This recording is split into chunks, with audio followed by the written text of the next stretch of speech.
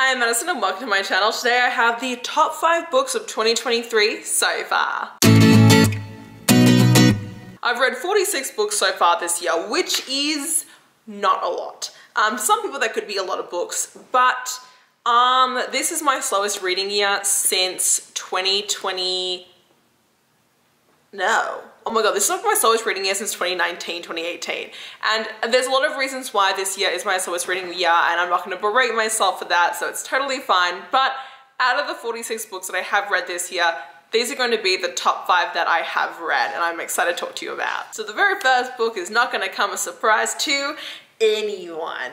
If you've watched my channel, you 120% know exactly what the very first book on this list is going to be, and that is the entire Bonds That Tie series by J. Brie. Yes, this series were the first books that I read of 2023, and 7 months later, they are still my favorite books that I have read all year, and I still think about them, and they were just so phenomenal. So there are 6 books in this series. It is an urban paranormal fantasy romance series, and it is Why Choose. It's 1 girl and 5 guys, and there is no swords crossing at all. If you are curious, that is my answer. So basically the way this world works, there are people who have magic and people who don't have magic. And the people who have magic have the ability to have mates. And these mates are called like bonds, okay? And you can be bonds with many different people. They can be big groups. And the way that you know who your bond is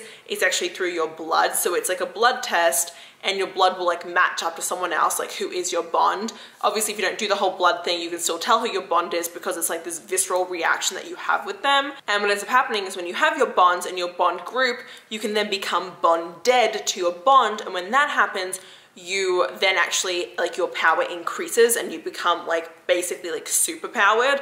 And it's like a really cool thing how this world works. So you're following Ollie, but she's been on the run for the last couple of years from her bonds. And when the book starts off, she actually ends up getting captured by one of them, and he ends up making her go to this special university for people who have magic because he wants to like keep an eye on her and he wants her to train and be able to look after herself. The only problem is that her bonds all hate her. So all of her men know each other, they know who their bond group is, and they all hate Ollie because she's been on the run for years and has basically like rejected them.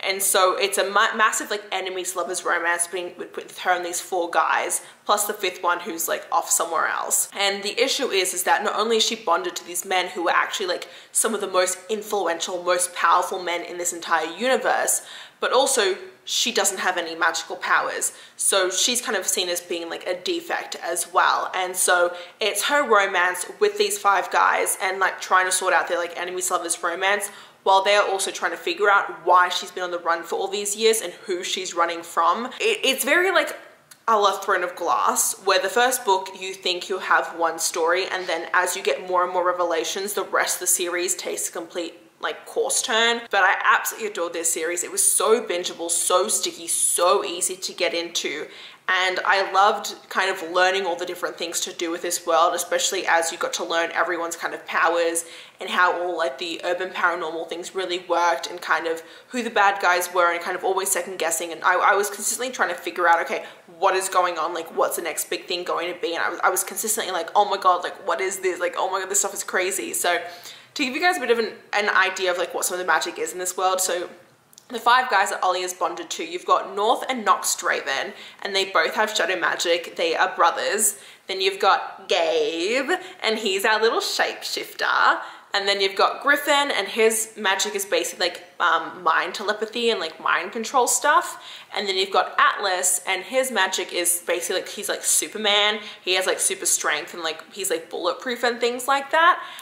So that kind of gives like a rough idea. And then Ollie's best friend, she has like fire magic, so there is elemental magic in this place. There's also a scene in the book, okay, where Ollie's best friend, the fire chick, has sex, and she comes so hard that she burns down an entire building. It was hilarious. It was so funny. Oh my god. Also, the way that you become bonded to your bond is through sex, FYI. And so the series does get smutty. The first book is very slow burn. I think there's 1 sex scene in it. And then as each book goes on, it gets smuttier and smuttier, and the heat level does rise.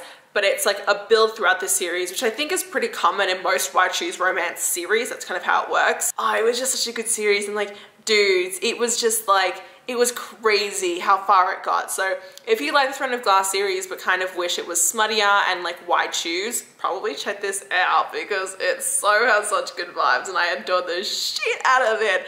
Ollie was such a badass and it was so good. It was so good. My favorite book in the series is book 5, by the way, so yes. Now for the rest of the books in this list, it's not really in a particular order. So next I'm gonna obviously go with Fourth Wing by Rebecca Yarros. I really did adore this book. I was so surprised by it. I have an entire spoiler reading vlog on it if you are curious to see, you know, my thoughts on it and how I was reading it. But I was so shocked because I went to this book seeing a lot of hype about it and I was kind of like, oh, I don't know, I feel like everyone's talking about it. Like, what are the odds it's actually like a really good book? Like, I don't know, like I just don't trust it. Picked it up and it was just so easy to binge through. It was so much fun and I had a blast reading it and trying to actually like figure out like all the different plot twists. At the end of the day, like I don't read fantasy romance as much as I used to, or fantasy books in general, just because they're a lot longer to get through and I'm very picky with them. Like they're the one genre that I DNF the most. But when I really love a fantasy book, I love them. What I love is being able to sit there and read a fantasy book and trying to see like the foreshadowing and being able to guess like what could happen next and what I think is gonna like all the different like plot twists. And I did it the whole time with Fourth Wing and it was so much fun. And the way that it ended, I was like, oh my god, I was right and I was wrong. And it was like all these different emotions and it was just like the dragons were all really badass and like Violet's romance with like Xaden was like also really like delicious, especially since they have sex and literally a tree like explodes into flames from them having sex. Like, I mean, we're seeing a bit of a pattern here, aren't we? You know? Oh my god. Also, Xaden was like the best because he pretended that he hated Violet the entire time when like the whole time you could tell he was clearly just like simping over her. Okay. So if you don't know what the series is about, basically you're following Violet. And the way this world works is that when you turn the age of 20, you have to go into a tournament and enter one of 4 quadrants in this world. And when Violet turns 20, she is forced to join to try out for the Dragon Rider quadrant because her entire family are Dragon Riders. And Violet doesn't want to try out for this. She wants to be a scribe because that's what she's trained to be her entire life, and she's very fragile and frail. And so she joins the Dragon Rider quadrant, she gets through the trials and actually makes it in, and now has to like attend it for all 4 years to become an actual Dragon Rider. And so this is her story of her becoming a Dragon Rider basically, in like the very barest of terms. And the first book focuses on her getting through the very first round of trials and the very first year of her being in the dragon like school. And everyone's against her. The way this school works is that you can actually just kill anyone at any time, barring certain rules, to like help weed out the competition. And obviously she's like one of the ones that everyone wants to get rid of. And she instantly kind of butts heads with Xaden, who is like her sworn enemy because his family started like the whole rebellion years ago that her family was like also against. And so their families like basically killed each other. But her best friend Dane is also in the college, and it's like that whole like best friends in love with me romance love triangle also going on there. And so there's a bunch of different things, and then there's all like the dragons that come into it, and when you bond with a dragon you actually get like a magical power from the dragon, which is also really cool, but you don't also get it like right away. And like how powerful your dragon is also like depends on that. And when you find your dragon and your dragon bonds with you, you get like a tattoo on your back. But if a dragon doesn't choose you, it could eat you and burn you to death and you could just die. And people die consistently throughout this. Like there were people dying all the time. Like you don't want to become attached to a character because they could be yeeted off the page in like 5 seconds, which did happen. But it was really fun, and it was a really easy book to get into. The magic system, the dragon whole part of it, like it wasn't difficult to understand at all. I don't know, it was just a really good book, and I was able to fully enjoy myself while reading it, and I gave it a full 5 stars. And so because it had such like an impact on me in that way, it had to be one of my top 5 books so far this year. Then we've got Flawless by Elsie Silver. I had to put this one on here because I was in a major reading slump at the beginning of this year, and it was Flawless that helped me get out of my reading slump, and because of that it had to have a place on this list. So Flawless is book 1 in the Chestnut Springs series, which is basically a Canadian Western romance series. But book one, you're following Rhett and Summer. Now, Rhett is one of the top bull riders to ever exist, okay? He's super famous, he's won multiple competitions, he's always like in the limelight, like he's like a superstar in the bull riding world, okay? The only problem is that at his most recent competition, he kind of got into a fist fight with another bull rider and then also said that he hated milk, which is a problem because he was being sponsored by basically like Got Milk. So by him saying that he hated milk, he lost a bunch of sponsorship money and like people turned against him. Because of that, Summer, who works for the PR company that he is under, is sent to babysit him for the summer until his next tournament to make sure that he doesn't fuck anything else up and say stupid shit before his next tournament. And so Rhett is super pissed because Summer is now staying on his family ranch with him and his family for the next couple of weeks until his big tournament happens. And he doesn't really want a babysitter. He doesn't want this really hot, leggy blonde like in his space, but it's their romance and it was so good. I absolutely adored the ever-loving crap out of it. It was so much fun as well. So it's a small town romance, but it has like really big like rom-com vibes to it as well. So you kind of get a little bit of everything with it. And the whole bull riding aspect was really interesting to see because it's not something that I feel like is common. When you do read like small town romances and you read about cowboys, you don't think, oh, he's a bull rider, but that's what you get in this. There's also like an only one bed scene in it, but like a different only one bed scene. And it was very unique the way that it went around and I was very intrigued by it. So it was a really great book. It does get a little bit serious towards the end. There are a couple of different plot twists that do happen, but I adored this book, especially I feel like if you like Megan Quinn and like Lucy Score, this like ᴛᴏᴏᴅ is like if Megan Quinn and Lucy Score like had a baby, basically, is like how I think of it. So yes. Then we've got The Graham Effect by Elle Kennedy. This doesn't come out until the end of October, but I just read it and God, I loved the ever-loving crap out of it and I still think about it like it was such an amazing book. So The Graham Effect is Elle Kennedy's like third generation of BYU hockey players. This one you're following Gigi Graham and Ryder. Now Gigi is on the women's hockey team at BYU University and her goal is to join Team USA and become like an Olympic gold medalist for hockey. And the problem is that as much as Gigi wants to be on Team USA, one of the main coaches there tells her that she needs to kind of fix her like handling of the hockey puck behind the net. And then you've got Ryder. Now Ryder is one of the co-captains for the BYU hockey team and he really admires Garrett Graham, but Garrett Graham does not like Ryder because years ago Ryder got into a bit of a scandal and because of that Garrett doesn't trust him. However, Ryder really wants to be picked for Garrett's upcoming soccer camp to be one of the coaches for it because it'll help him with his career. And so when Ryder ends up overhearing Gigi talking to the Team USA coach that she could use help, he ends up offering to help Gigi behind the net and like improve upon her hockey skills if in return she will put in a good word for him with her dad. And so they end up coming to this like agreement, this deal to like help each other out, and out of that they actually end up embarking on a friends with benefits romance. And so they're secretly helping each other out and then secretly like fucking each other as well, and it is so good. It was so much fun. It's also a really, really healthy romance too. Like, yeah, sure, it's like a secret romance between them, but the entire time, like, they have a very healthy relationship and they're constantly communicating and there's no third act breakup or anything like that. And even when they have like kerfuffles and stuff, they talk it out, which I was like, what? I was like, this is refreshing, hello. And them sneaking around and like banging each other was hilarious.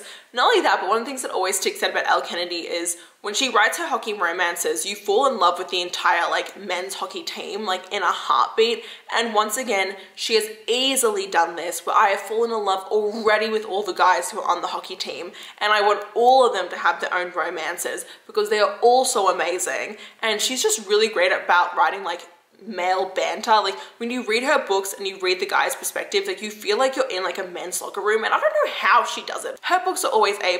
She's always like going to be like one of my favorite authors that I've read from. Elle was one of the first you know, newer authors that I've read from back in like 2015, 2016 it was. Like I read The Deal when it first came out, and so I've been reading her for almost like 10 years soon it'll have been. I adored it. I can't say too much because I'm not allowed to spoil the book yet since we are so far out. It was so good. And last but not least, for book number 5, we've got Minx by Sophie Lark. This is like literally one of the last books I recently read and it blew me out of the park. Sophie Lark has made a massive comeback with this book and it is just absolutely stellar. So this is a billionaire romance with a focus on pet play. So even if you're someone who maybe here's the reason why it also really stood out to me, and that's because when it comes to pet play as like a kink in a romance book, I'm very 50-50 on it. But one thing I've realized over the years is even if you think that you don't like a kink, there will always be some author out there who will show you, hey, just kidding, you actually think this kink is really fun to read about. And Minx ended up being one of those books. So you're following Blake and Ramses. Now Ramses is one of the like top hot men in New York City. He's one of the best like financial investors. He's made like millions and billions of dollars. I'm pretty sure he has like over $7 billion that he owns, okay? Now, then you've got Blake. Now, Blake is one of the highest paid escorts in New York. Now, highest paid to the extent that she's basically like a country club. Like there's a wait list to go on a date with her, okay? And to even get on her wait list, you have to spend like hundreds of thousands of dollars. When the book starts off, Ramsey sees Blake for the very first time. And he ends up seeing her with one of the guys that he just hates, one of his rivals. But at the same time, he's very like enchanted by Blake, and he's very like intrigued by her. He pays $3 million to go on one date with Blake, and after that they start this very massive like whirlwind romance. And it's really interesting because basically what it comes down to is Blake dates all these men and is an amazing escort, but also she uses these men for insider trading and is this amazing investor as well on like the DL. And so she's really smart and savvy, and Ramses, of course, is one of the top investors, and he's got people trying to come after him all the time, and he's very ruthless. But Blake is this one like kind of shining light that he's finally found, and he's determined to, you know, have her at all costs. And it's the two of them and their romance, and it was absolutely amazing. There is pet play in it, so, and it's also different where literally it's like kitty play, so she's like a cat basically in some of their sex scenes, and that's what Minx is. Minx is her cat persona. And it was very different because I hadn't read anything like that before, but the sex scenes were so sensual and so amazing to read about, and I had a lot of fun with them. But at the end of the day, it wasn't even the spicy scenes that really stood out to me in this book. It was actually more so just the romance between Blake and Ramses, and the way that kind of Sophie wrote this romance between these two very strong people who had their flaws and their own insecurities that they didn't even realize they had until they met each other and realized that the other person could help balance them out, basically. And I really loved seeing them as a couple because they became better together. And I really love that when you find a romance book where the couple gets together and you can see that them being in the romance makes them better people. Like they were fine people beforehand, but being together just augments everything, and I think that's so special to see. I think I highlighted like over 100 quotes in this book. Like there are so many moments that I was just like, oh my god, that's like such an amazing one-liner that she put in. And like I feel like I could read that book over and over and like find new things to love about it every single time because of that. And so I really had to put this on this list. Those are my top 5 books of 2023 so far. Let me know what some of yours are down below, and if you enjoyed this video, don't forget to click that button. If you want to see more of me, don't forget to subscribe to my channel and check me out over on TikTok, Instagram and Threads. And until next time, thanks a bunch everyone. Bye bye.